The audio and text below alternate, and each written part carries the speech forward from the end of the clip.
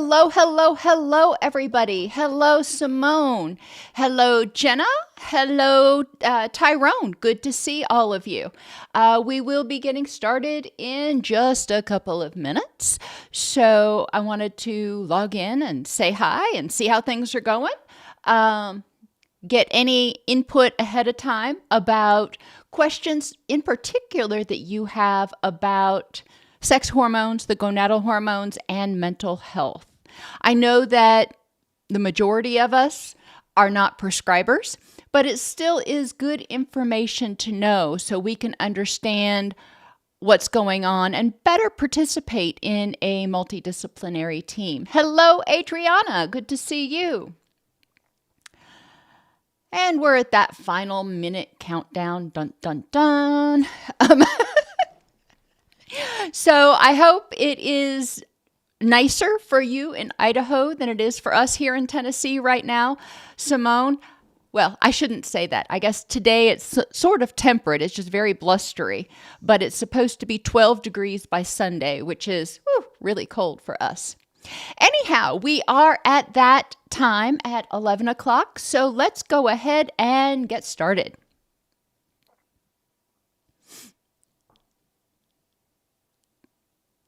I'd like to welcome everybody to today's presentation on sex hormones and mental health, the 2025 update. I'm your host, Dr. Elise Snipes. So sex hormones, or our gonadal hormones, are very important in helping regulate inflammation and neurotransmitters and mood and cognition and energy and all kinds of other stuff. So it's important for us to understand that if people are not feeling well, if they are depressed, if they have low energy, if they have brain fog, it could be because of changes in sex hormones. It could be because of a variety of other things, but we don't want to ignore some of the things that are kind of obvious and relatively easy to adjust. So today we're going to identify the effects of estrogen, progesterone, and testosterone levels on mood, cognition, and neurotransmitter levels.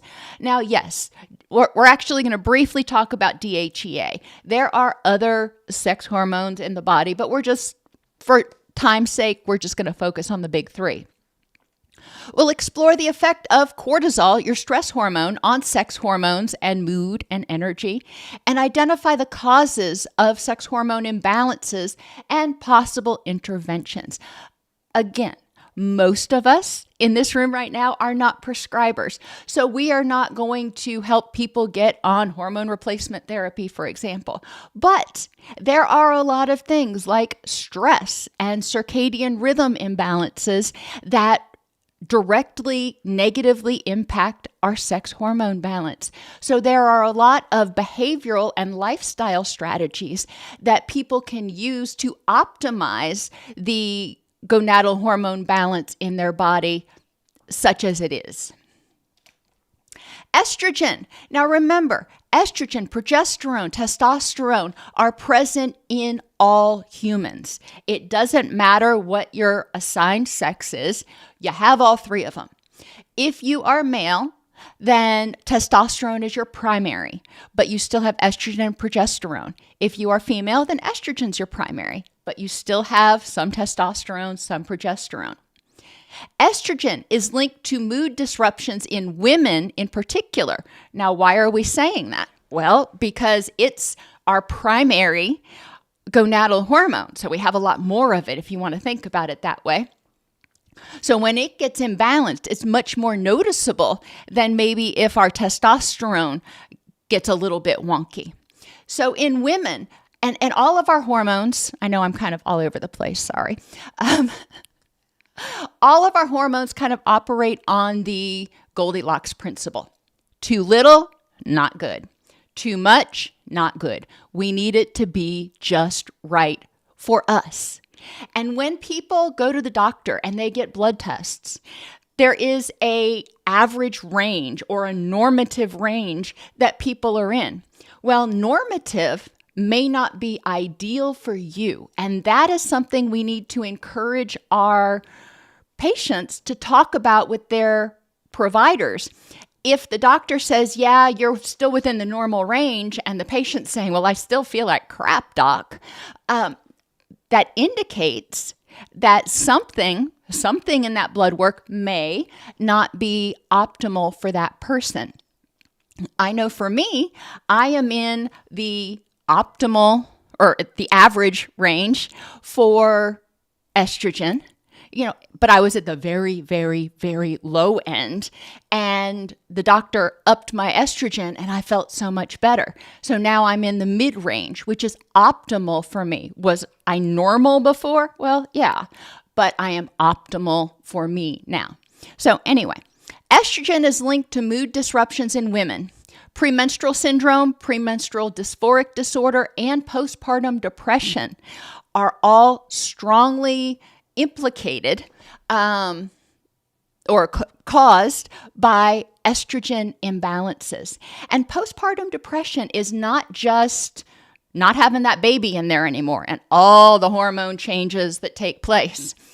It's also the stress of circadian rhythm disruption and sleep disruption. Both of those not only increase stress, but they also throw the body clock off, which throws estrogen production off a little bit.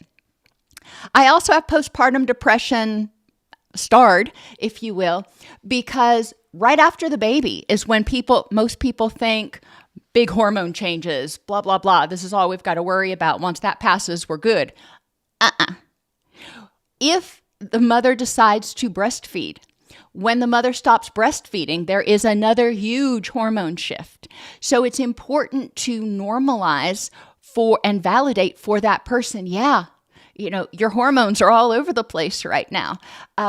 Stopping breastfeeding, and we're going to talk about this in the oxytocin presentation a little bit more, but stopping breastfeeding has psychological consequences as well as hormonal consequences for a lot of women. So we do want to recognize that. And all of those consequences are stressful.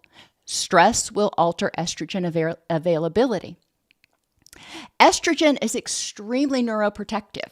So when our estrogen levels are too low, we tend to have more mood variability and we tend to feel flatter, if you will, more depressed, more brain fog. So we do want to pay attention to that as well. A lot of brain fog is caused by neuroinflammation.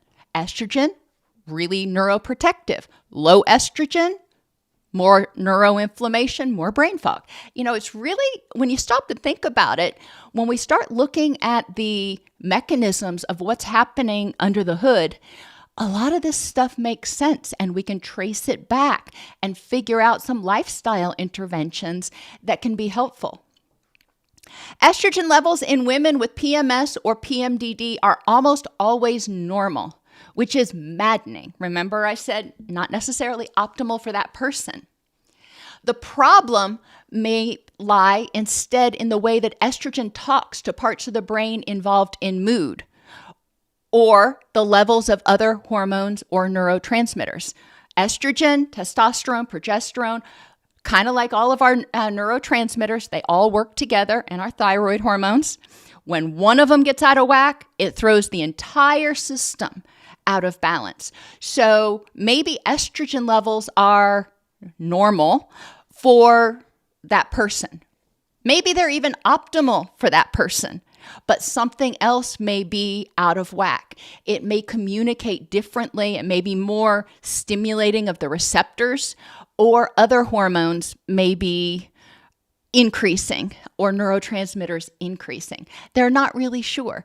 But if somebody comes and tells us, their symptoms, their monthly increases in anxiety and moodiness and anger, and they have identified that it really relates to their period, that's important information that needs to be validated.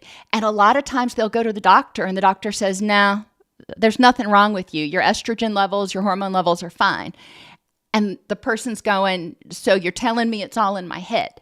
And it's not. So many times, women in particular, unfortunately, report going to the doctor and being told that they're either depressed or having anxiety attacks, and that's okay, sweetie. And it feels very patronizing and very invalidating. So one of our goals is to say, you know what, I hear you. Let's get curious about what's going on. We can't necessarily fix it, again, because we're not medical providers, we're not prescribers. But let me help you gather some information that may help you advocate for yourself with your provider. Let me help you identify other strategies you may be able to use to help your body function better the way it's wired. During perimenopause, up to 10% of women experience depression that may be caused by unstable estrogen. Some studies suggest that using a transdermal estrogen patch by itself can improve depression during perimenopause. This is true for a lot of people. The transdermal creams, gels, patches provide a much more stable estrogen dose to people throughout the day than oral estrogen does. So it is definitely the preferred administration. And when you recognize that estrogen tends to be neuroprotective in the appropriate areas, in that appropriate level for that person, it helps moderate mood. Too little estrogen, flatness, low mood, low energy, depression. Too much estrogen, anxiety, anger, irritability. So if you help that person get their estrogen back into that ideal range, a lot of times, and they call it hormone-induced depression, it may improve. Now, there's a lot of things besides perimenopause that can cause estrogen to go too low, and that's something else that we want to look at. If somebody is having persistent depressive symptoms, we may encourage them to talk with their doctor about whether there's a possibility that their gonadal hormones or their thyroid could be contributing to that. Easy enough to test and rule out. So, why not? Mood-related functions of estrogen include increasing serotonin and the number of serotonin receptors in the brain. Well, there you go. That's one big issue. If estrogen is lacking, then serotonin availability is going to be lacking. Modifying the production and effects of endorphins is also an important aspect of estrogen. Well, endorphins are our feel-good chemicals. They're kind of our natural opioids, if you will. So if we're not getting the feel-good chemicals and we're not getting the serotonin, we're going to have a lot more difficulty.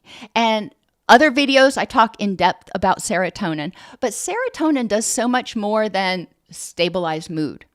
It's integrated in your gut motility and your gut, whether you have leaky gut or not. It's integrated in your heart rate, in your blood pressure, obviously in your mood, in your cognition. So serotonin has its grimy little mitts in just about everything that we look at in terms of symptoms. Oh, and pain perception.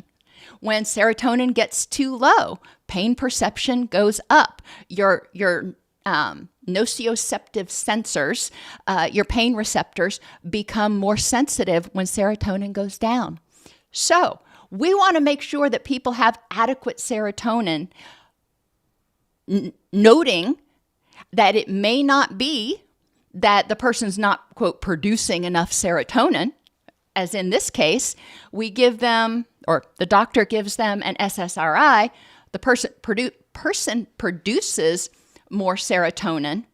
But if estrogen's not there to make the receptors receptive, then there's going to be a breakdown in the system. So it's not always about just brute increase in the amount of a neurotransmitter. Sometimes there's a breakdown somewhere else in the system. Estradiol, the predominant form of estrogen, is essential for moderating libido, erectile function, and spermatogenesis, obviously, in men. So yeah, both sexes need estrogen.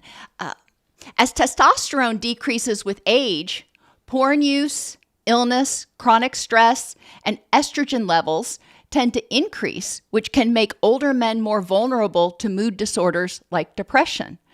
So, okay, again, that's interesting because women, since it's our primary gonadal hormone, we want a fair amount of estrogen. For men, they want to have their predominant sex hormone being testosterone. So when their testosterone declines and their estrogen goes up, they start feeling depressed. For us, for women, when our estrogen declines and our testosterone goes up, we start seeing symptoms of polycystic ovarian syndrome, depression, metabolic disorders, etc. Disorders that mimic PMS and PMDD can be mood and anxiety disorders. So let's rule out mood and anxiety disorders. Now, estrogen imbalances can cause PMS and depression, but we want to figure out what are we dealing with. And again, that's why blood testing is so important, and having a medical provider who understands the difference between normal levels and optimal levels is also really important. Postpartum, because your hormones are all over the place as your body adjusts. I mean, your body is healing from basically a great big old 8-pound injury. So as your body adjusts to not having to maintain pregnancy levels of hormones anymore, there's a huge transition. And we want to pay attention to whether somebody is experiencing these changes in relation to a recent pregnancy, a recent miscarriage, recently stopping breastfeeding. Any of those things can contribute to hormone fluctuations. The good news is if it's due to an identifiable stressor like that, the body will often recalibrate itself, but it takes time. That's going to have a slightly different treatment approach, probably, than somebody who is experiencing suppressed gonadal hormones because of chronic stress and trauma. Menopausal transition and menopause. Once you're in menopause, some of these things just don't exist anymore. So there are a lot of women who really struggle after menopause because they don't have the levels of estrogen that they had way back when. Now, your body still does make a little bit in other areas. The ovaries have shut down, but other parts of your body still manufacture small bits of estrogen. Thyroid disorders can also look a lot like estrogen problems. Low estrogen may look like low thyroid and vice versa. High estrogen may look like hyperthyroid and vice versa. Easy enough to test. No amount of talking in the world and talk therapy and Carl Rogers himself would not help somebody reach maximal gains if their main issue is an organic hormone imbalance. Substance abuse also impacts hormone levels because substance abuse and addictions, even behavioral addictions, stress the body. Activating that stress response increases cortisol, which suppresses gonadal hormones. So we do want to look at addictive behaviors and chronic stress. And some medical disorders can also worsen before menses in women. Migraines, irritable bowel syndrome, chronic fatigue syndrome. Some of these can get a lot worse right before somebody has their period. And validating that, understanding that, helping them make a plan for how to live in the and, how to live their rich and meaningful life, understanding that there are going to be a few days every month that just really suck. And being compassionate with themselves during that time, because getting mad at yourself for having migraines prior to your period ain't going to make the migraine go away. It's going to make it worse. Estrogen can increase serotonin synthesis and release, as well as enhance serotonin receptor sensitivity and function. It modulates serotonin transmission, binding, and metabolism in the brain regions involved in regulating mood and cognition. Now, remember I talked earlier about it modulating serotonin, but it's also, again, neuroprotective and helps modulate neuroinflammation. High neuroinflammation means high brain fog. Some of the physical effects attributed to estrogen, such as changes in pain perception, may be mediated through estrogen-induced alterations in serotonin systems. Adequate estrogen, adequate serotonin, adequate pain management internally. Low estrogen, low serotonin, much higher perception of pain. Not all in their head. The receptors actually become more sensitive to pain input. Estrogen also downregulates the enzyme monoamine oxidase. Old-fashioned antidepressants were MAOIs, monoamine oxidase inhibitors. Monoamine oxidase is the enzyme that's responsible for breaking down serotonin. So MAOIs kept that enzyme at bay, so serotonin would sit in the synapse for longer. Estrogen would downregulate that sometimes. So that's interesting because estrogen, by downregulating MAO, actually keeps serotonin in the synapse for longer itself.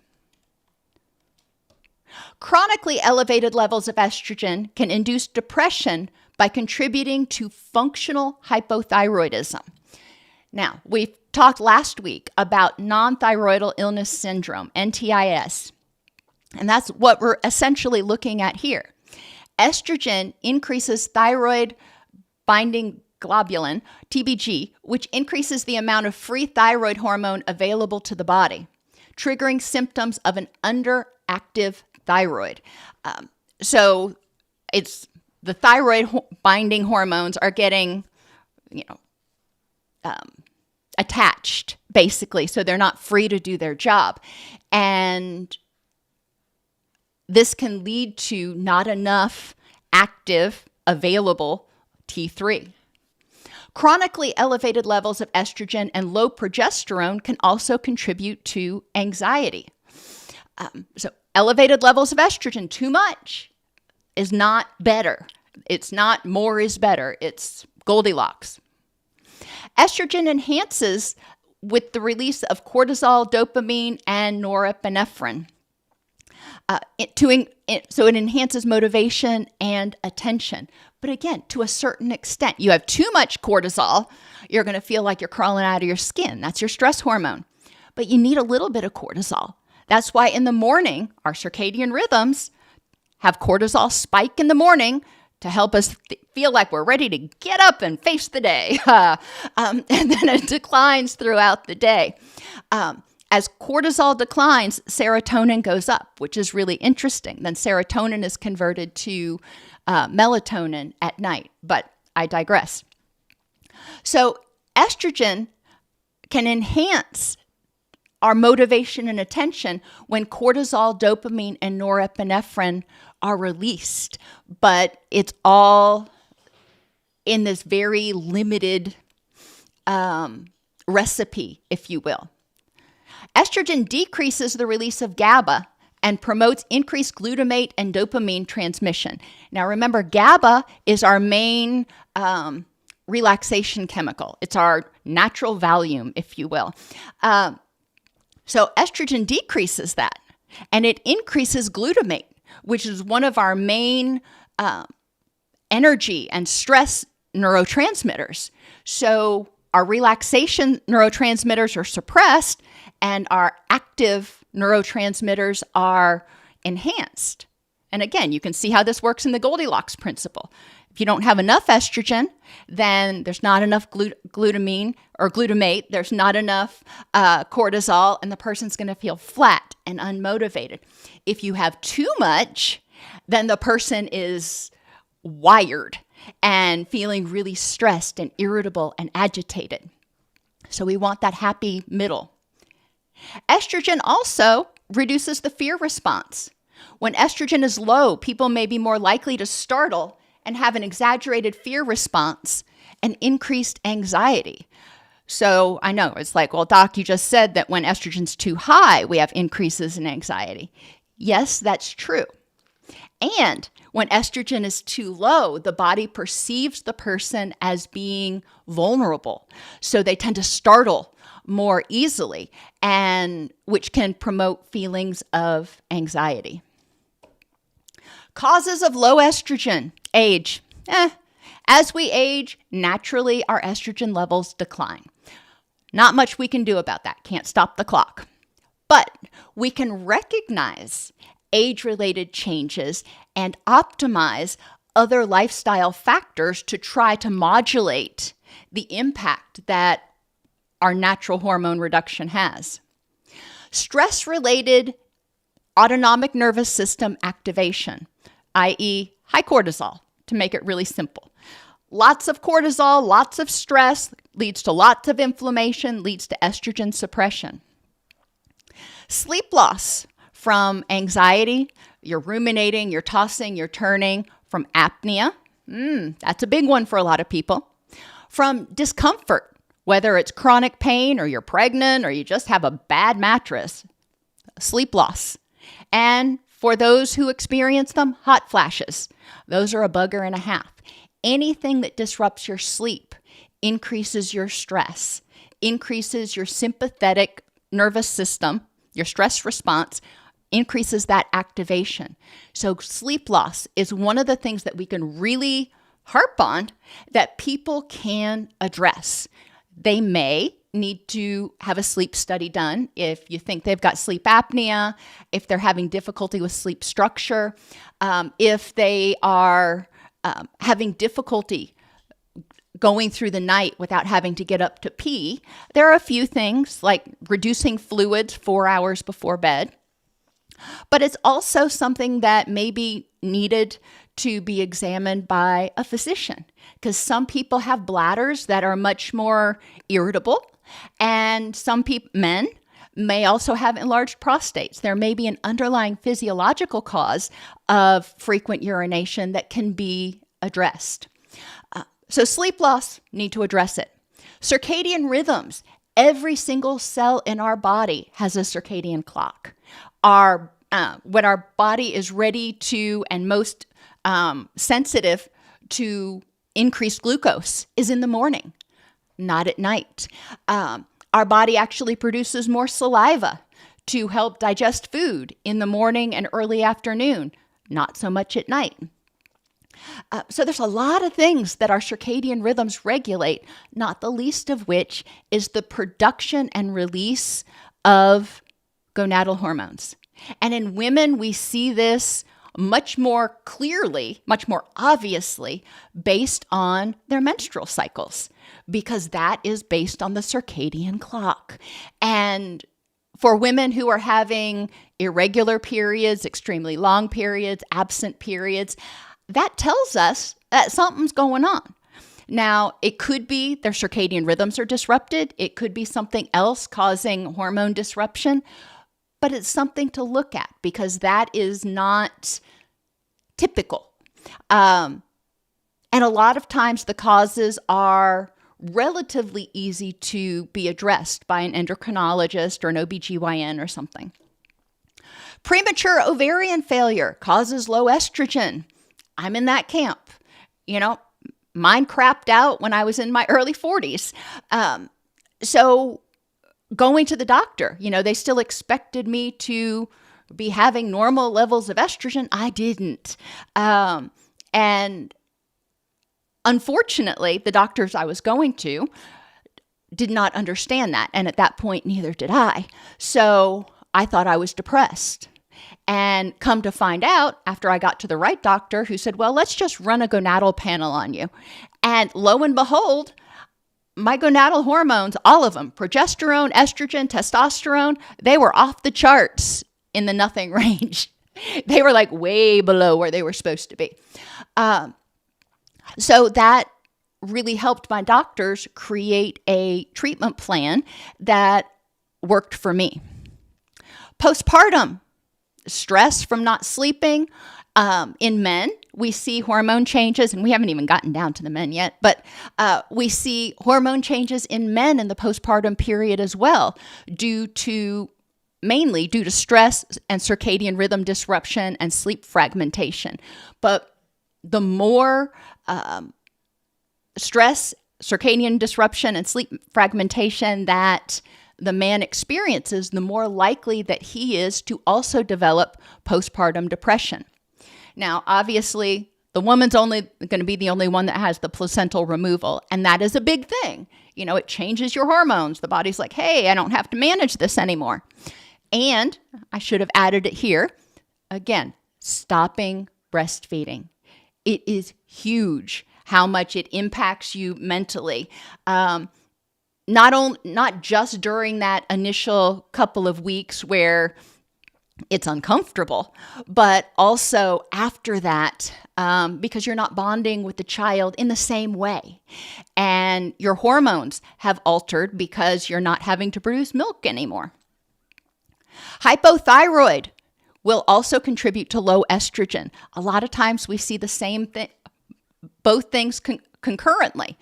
This is another reason a lot of older women also have hypothyroid, because they have low levels of estrogen and everything works in balance, everything works in synchrony. So when one goes low, the other one tends to go down and or be less available.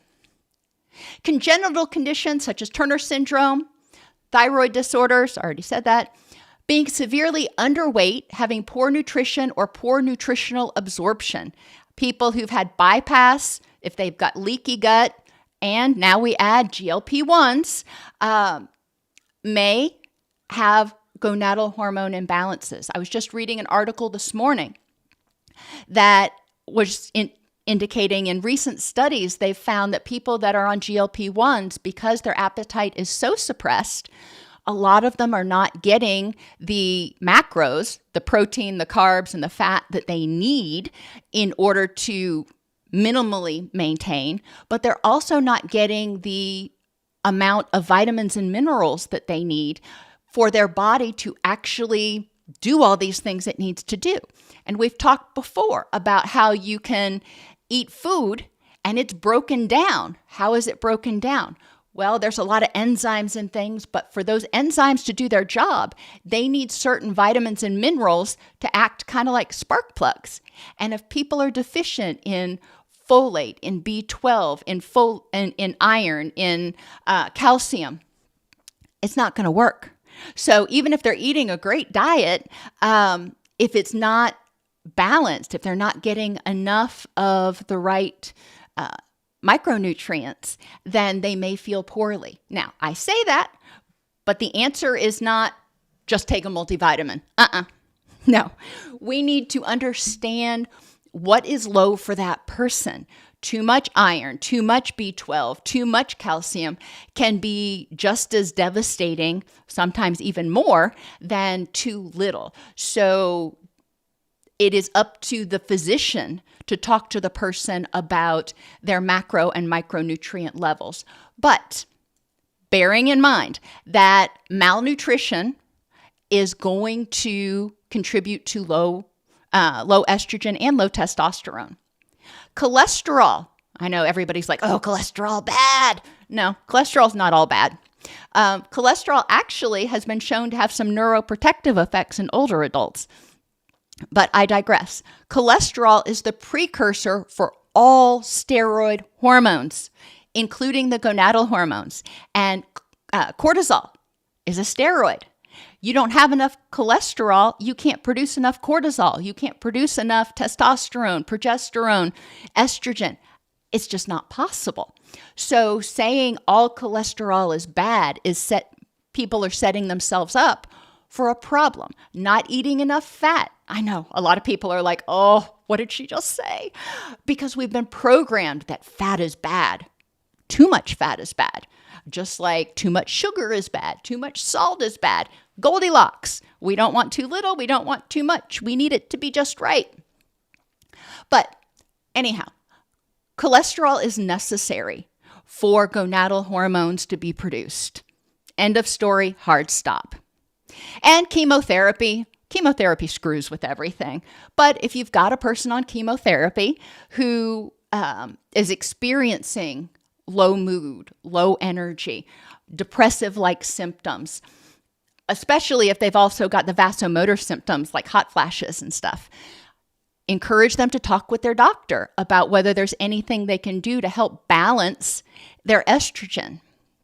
Now, obviously, if they've got hormone receptor positive tumors or whatever, it's probably going to be a no-go, but they can ask. A low-functioning pituitary gland can also cause low estrogen. Deficiencies in pituitary hormones can result in decreased production of all sex hormones, including estrogen and testosterone. Now, okay, you're like, okay, well, what's this pituitary gland? I've heard of it. Remember, hypothalamic, pituitary, adrenal axis. We'll talk about that next week. Hypothalamic, pituitary, thyroid axis. We talked about that last week. And the hypothalamic, pituitary, gonadal axis. That's what we're talking about this week.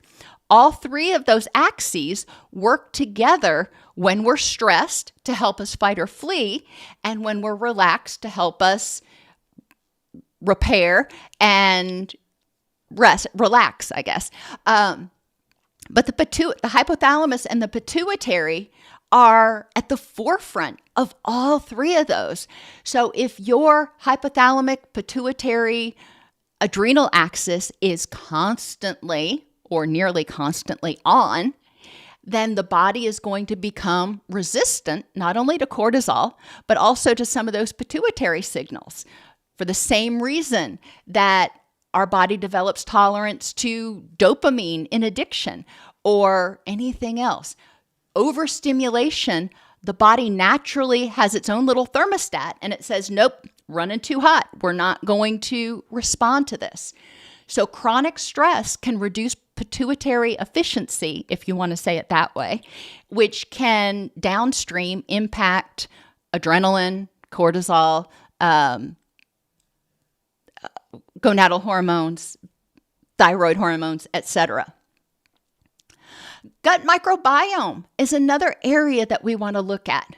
Gut microbes, all those little workers in your gut that take food in and they break it down and they repackage it for what it needs to do, they build hormones like estrogen, progesterone, and testosterone in their day-to-day work. Disruptions in the gut microbiome, such as through antibiotic use, have been linked to alterations in estrogen levels. And they've found that people who use antibiotics, and, I know sometimes we have to, it's just what we've got to do, but the use of antibiotics alters the gut microbiome for up to 2 years. And for some people, they've done some studies that have shown that certain antibiotics targeting certain pathogens or microbes can actually improve certain behavioral symptoms in people with autism, for example. So sometimes there's a benefit, but for the vast majority of us, when we take antibiotics, because they're non-selective, they just go in and wipe it all out, it alters the balance, and that can impact mood, it can impact energy, it can impact a lot of things, including estrogen and testosterone levels. High estrogen in both sexes can be caused by hyperthyroid, the use of pharmaceutical drugs, or non-pharmaceutical drugs, many of which, because of the stress they add to the body, may change the pH of the gut flora. They may change the microbiome. Obesity, especially in the abdominal area, can increase estrogen levels due to the aromatase enzyme present in fat tissue. And they found this in all humans, that when you have excess fat tissue, adipose tissue, estrogen levels are higher. When you have insufficient fat tissue, estrogen levels are lower, maybe too low. Just right. We want just the right amount of fat tissue. Alcohol use, and this one is really interesting. Typical non-dependent levels of alcohol use, so moderate drinking, actually may increase estrogen temporarily. But if you're moderately drinking every single day, then it's going to be, high estrogen a lot of the time. Those who abuse alcohol tend to have suppressed levels of estrogen due to the stress and the inflammation and everything else that goes along with ingesting a toxin. Liver disease. The kidneys and the liver help get rid of toxins. If your liver ain't working well, then it's going to have more difficulty getting rid of the estrogen metabolites. And endocrine disruptors. BPA, some phthalates, and certain pesticides can cause high estrogen levels. Encourage people to use BPA-free plastic if they're going to use plastic. Even those, you have microplastic issues, but, we'll take the small wins. Use glass whenever possible. Encourage them to use stainless steel cookware, not using that old-fashioned non-stick cookware that has a lot of endocrine disruptors in it. And eating organic if they can. If not, washing food as well as they can to get as many of the pesticides off will help a lot. And drinking filtered water. You don't have to get it bottled. That gets really expensive. You can get a water filter and usually get 75 to 250 gallons per water filter. It's not free. I get that, but it helps.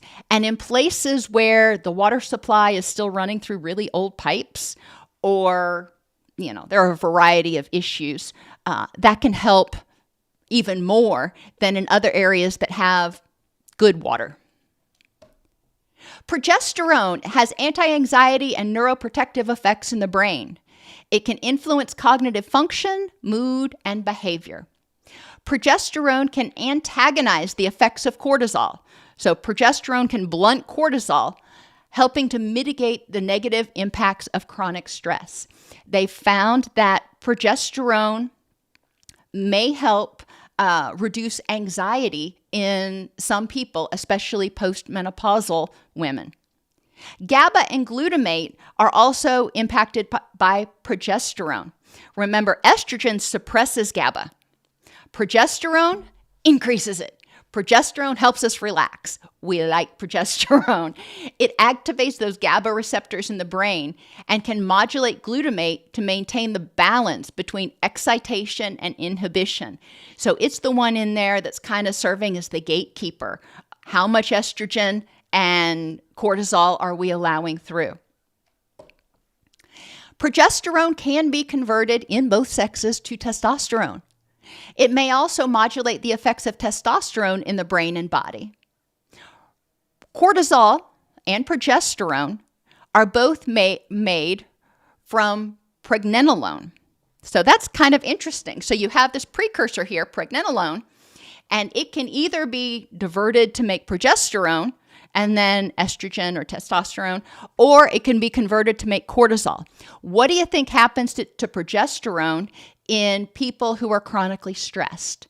Does it get routed to help make the GABA activator, or does it get routed to help make cortisol? Just saying. When we're chronically stressed and make more cortisol, cortisol production steals from those progesterone levels. Progesterone, as I said earlier, is generally anti-anxiety, and estrogen is generally antidepressant. Too much of either can produce an on-edge feeling or a increased irritability. The higher estrogen levels go, the more cortisol is released, making us less able to adapt to stress. High estrogen levels can contribute to subclinical hypothyroidism, which decreases GABA release. So we already talked about functional hypothyroidism earlier. But another thing that it does is with high estrogen, we see a decrease in GABA release, which means an increase in glutamate, an increase in stress hormones, which causes inflammation and suppresses estrogen. The stress response. Estrogen can activate the HPA axis, our stress response, increasing cortisol. Estrogen increases dopamine synthesis. That helps us motivate us to fight or flee. So we have this cortisol, and then, we have this release of dopamine that says, hey, we ought to get up and do something. Progesterone modulates the effect of estrogen on the dopaminergic system. So progesterone is the one, like I said, that acts as a gatekeeper. In terms of testosterone, it also has significant impacts on mood. Low-dose testosterone has been shown to improve depression, symptom severity, fatigue, anxiety, and sexual function in both sexes. Interesting. Now, yes, if you look at the PubMed research and everything, testosterone is not recommended for women, but it is prescribed off-label by a lot of physicians for just this reason.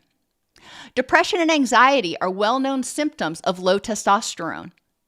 In adolescent males, but not females, decline in salivary testosterone throughout the day is due to circadian flux, and it's correlated with an increase in anxiety and depressive-like measures.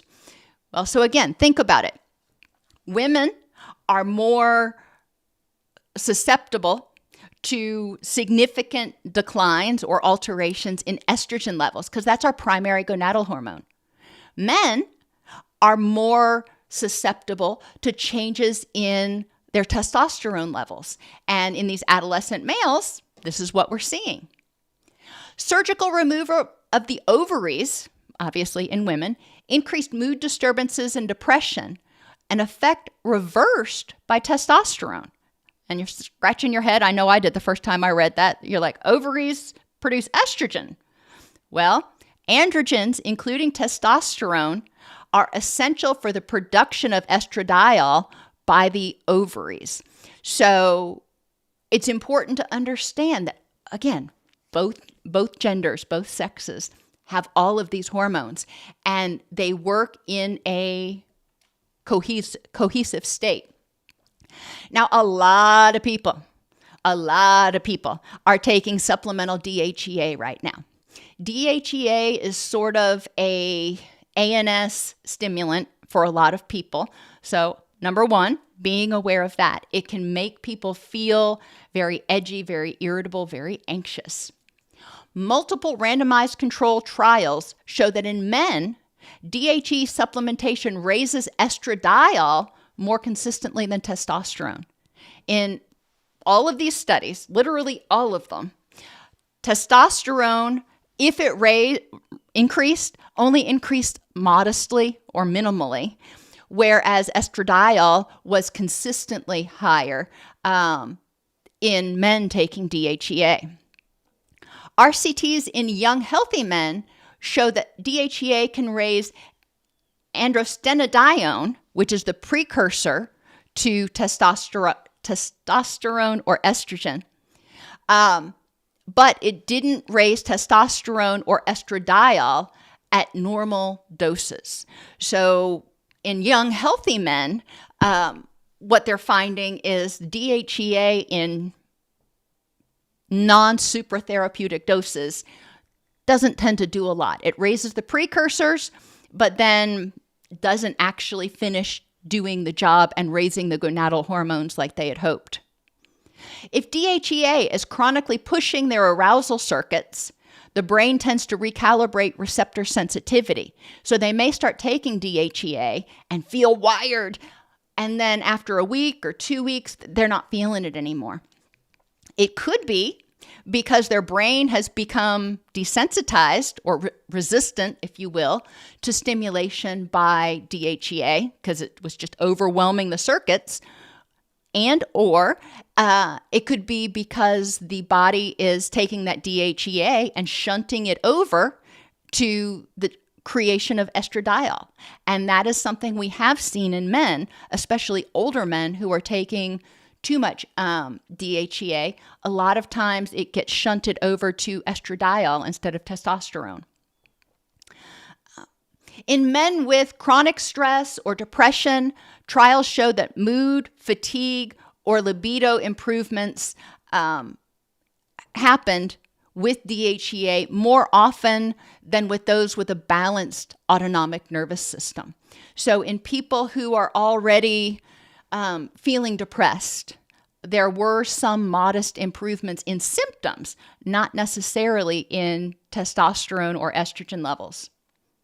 Oral DHEA 50 to 100 milligrams per day raised DHEA to young adult range, didn't change testosterone, but did increase estradiol and estrone in a dose-dependent way. And if you look at a lot of supplements, a lot of people are taking sort of mega doses of DHEA, which actually may, in the long term, work against them. Just educate them or encourage them to educate themselves if they're taking DHEA or they're thinking about it, to see if it's actually worth the effort, worth the risk, and it's going to do what they think it's going to do. And of course, encourage them to talk with their doctor before starting any supplements. Testosterone has organizing effects on brain development and several psychological traits and behaviors in both sexes. All right, we need it. At proper levels, it helps with one's sense of well-being and self-confidence, which are obviously important aspects to a positive mood. We need to feel efficacious. We need to feel confident. We need to feel okay. I mean, if you feel like crap, then it's going to be hard to have a good mood. So testosterone is essential in the right doses. Numerous clinical studies in postmenopausal women and in older men in andropause showed improvements of learning and memory after testosterone supplementation. This is not DHEA. This is prescription testosterone supplementation.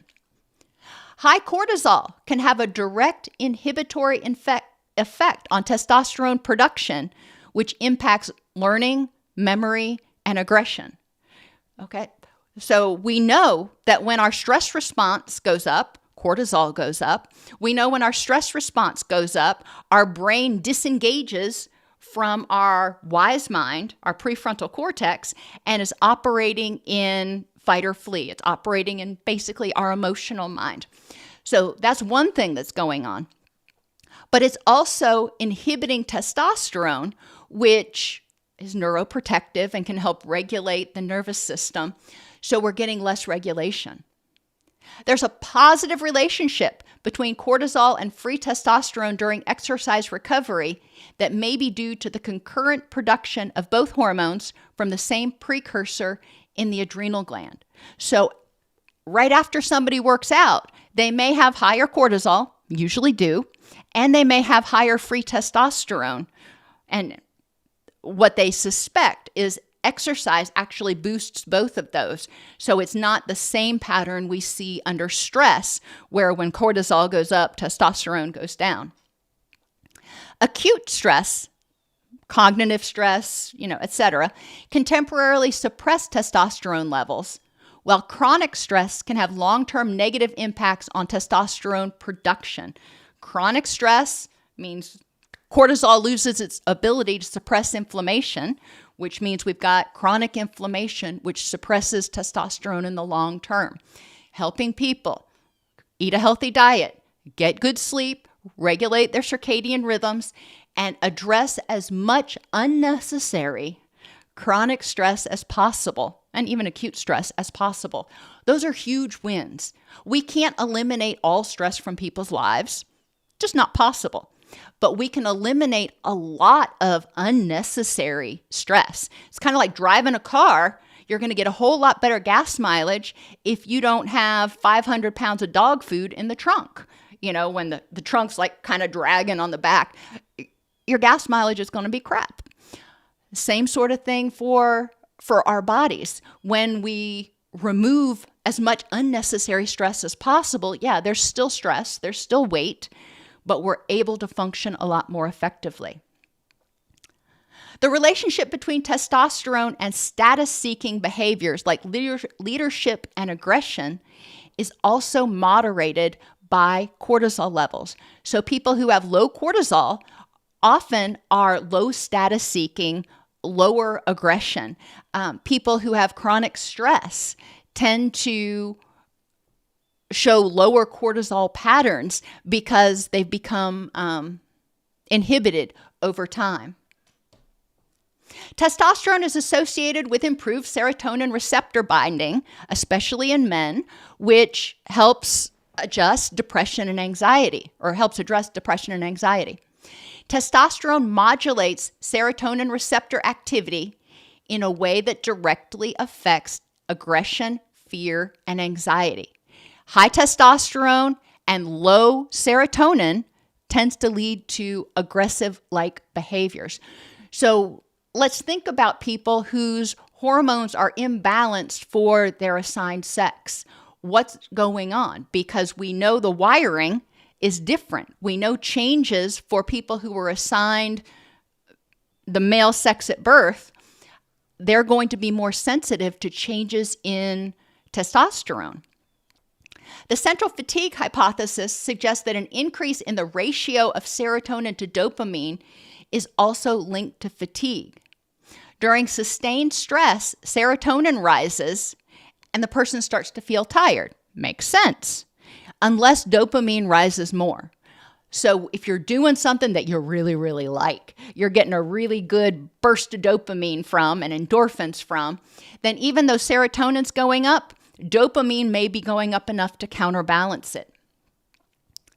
Low testosterone is also associated with decreased GABA and increased glutamate levels, which may contribute to symptoms of anxiety and depression. So a lot of times we think of testosterone as causing aggression and all that kind of stuff. But again, too much or too little. When men have too little testosterone, they also often experience a lot of anxiety and low mood and low motivation. Higher testosterone levels may increase dopamine, which is associated with reward and motivation. So lower testosterone means lower GABA, but also lower dopamine. So low motivation, high anxiety, sounds like it really sucks. Testosterone can also affect dopamine receptor density and sensitivity, resulting in increased mood, motivation, and cognition. So we do want those dopamine receptors to be active, which means we need a healthy environment, which is populated in part by adequate levels of testosterone. Increased dopamine can also cause increases in testosterone and possible aggression. So we have all these things that work in balance. And if dopamine goes up and it causes an increase in testosterone, we could potentially have more aggressive behaviors. So what about people who are addicted? When they engage in their addictive behaviors, they are ramping up their dopamine like nobody's business. Adolescent males have an increased risk of developing psychotic disorders, implicating testosterone overload in the precipitation of dopamine-related psychopathology. So when they looked at adolescent males, especially those who were engaged in addictive behaviors, they saw a much higher risk of potential psychotic symptoms. Norepinephrine is increased by testosterone and can stimulate the conversion of testosterone into estradiol. Who knew? So norepinephrine can also help balance things out. When testosterone gets too high, it can help shunt it over to estradiol and balance the system.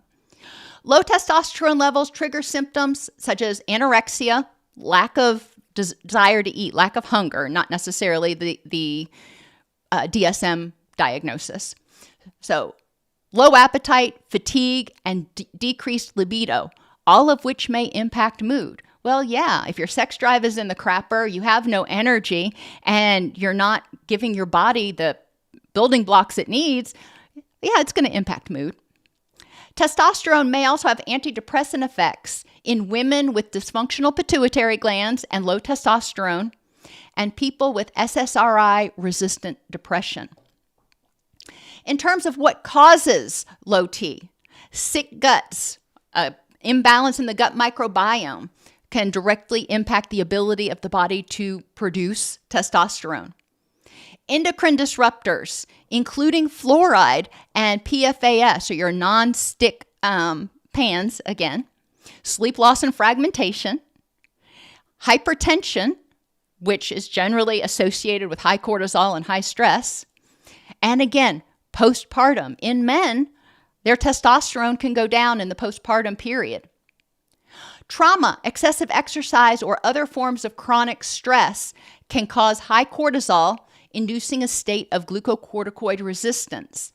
This resistance can also extend to other hormones like thyroid hormones, progesterone, estrogen, and testosterone, because when one is released, all of them are released. When estrogen sensitivity is reduced, adding estrogen may not necessarily improve symptoms. Instead, it can lead to side effects like weight gain, water retention, and mood swings, which are signs of estrogen excess, because you're putting more estrogen in the system, but it's still not able to be utilized. So the system is getting overburdened. Cortisol inhibits GnRH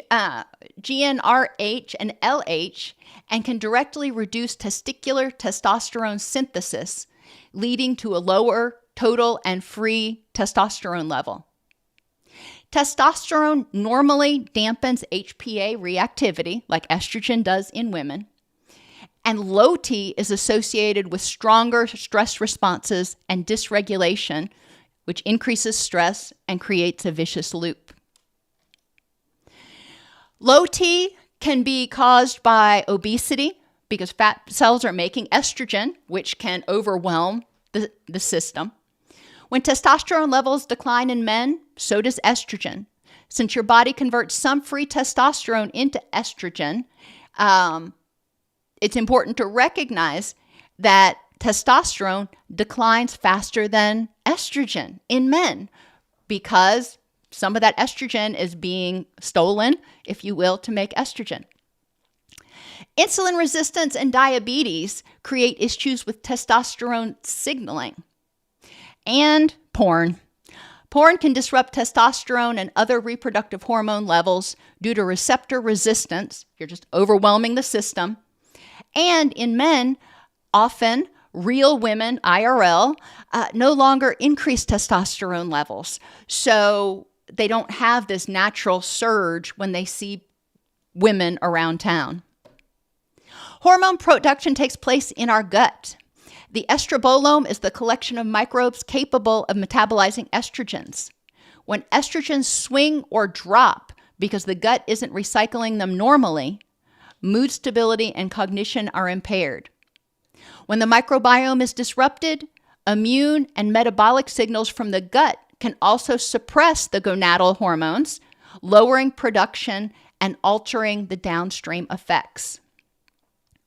Remember that progesterone reduces depression and anxiety in a lot of people, but only when the microbiome is intact. People who've been taking antibiotics don't experience the same benefit from progesterone as those with a healthy microbiome. Sex hormones help maintain gut junction integrity and prevent leaky gut. Hormone deficiency worsens permeability, and permeability increases inflammation, which worsens hormone levels.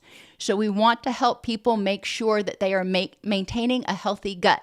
Prebiotics like yogurt and fermented foods or those probiotics like yogurt and fermented foods and prebiotics like fiber will help keep that gut healthy and feed the best microbiomes. Both men and women have testosterone, estrogen, and progesterone, all of which impact serotonin and GABA levels. Cortisol reduces the amount of sex hormones available. Too much estrogen or testosterone can contribute to anxiety, too little, depression, fatigue, brain fog. Progesterone is one of your great big balancers out there. Cortisol is made from pregnenolone, the same hormone that progesterone is made from.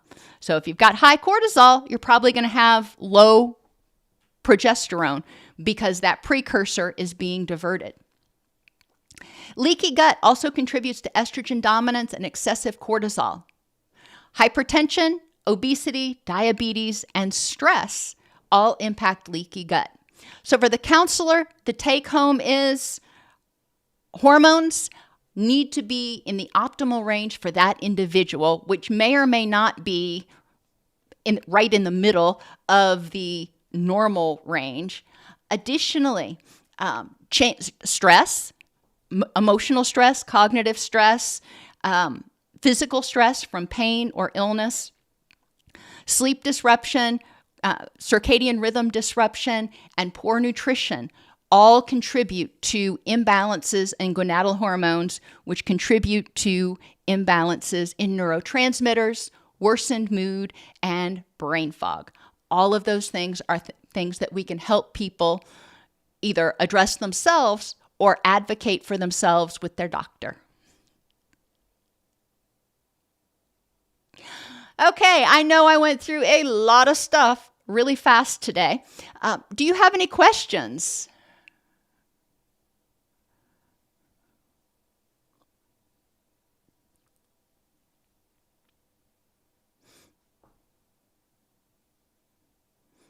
You are quite welcome, Simone. Glad it was helpful, Alana.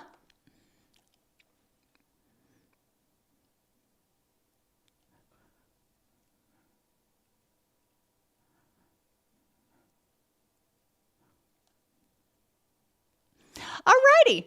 It doesn't seem like anybody has any burning questions. If you do, you can always message us at support@allceus.com. Otherwise, this will be available for on-demand replay on Monday, and I will see you next week. Oh, and next week we are talking about the HPA axis, your stress response.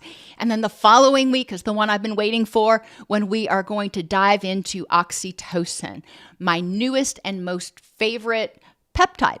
Oxytocin is a peptide.